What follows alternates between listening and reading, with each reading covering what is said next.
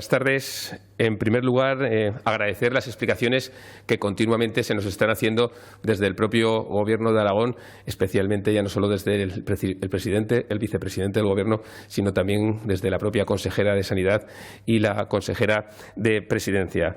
Nosotros agradecemos, y era algo que habíamos puesto en valor, el hecho de que se tomen medidas proporcionadas en función de la situación de cada territorio para lo que sea el control de la pandemia. ¿Por qué? Porque no es lo mismo lo que pueda pasar en una comarca del norte de la provincia de Huesca a otro que pueda pasar en el sur de Teruel, o algo que pueda pasar o cómo se encuentre la situación en la comarca central de Zaragoza. Nosotros hemos defendido siempre un equilibrio entre lo que es el control de la actividad epidemiológica con la actividad económica.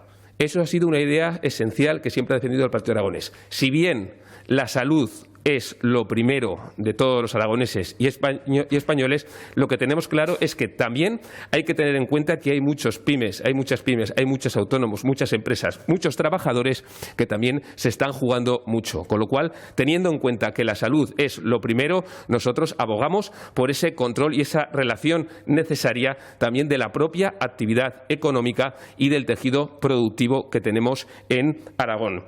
Por tanto, nosotros apoyamos las medidas que se están haciendo desde el propio Gobierno de Aragón, apelamos a la responsabilidad de todos para salir fortalecidos de esta pandemia y especialmente tener en cuenta que es una situación excepcional que requiere de una altura de miras y que especialmente hemos de salir todos unidos en esta propia sociedad. Simplemente acabar agradeciendo ese esfuerzo importante a todos aquellos que están en primera línea, a los sanitarios, cuerpos y fuerzas de seguridad del Estado, trabajadores de las residencias y especialmente también a todas aquellas empresas, pymes y autónomos que están manteniendo su capacidad productiva y que también están manteniendo esos puestos de trabajo. Muchas gracias.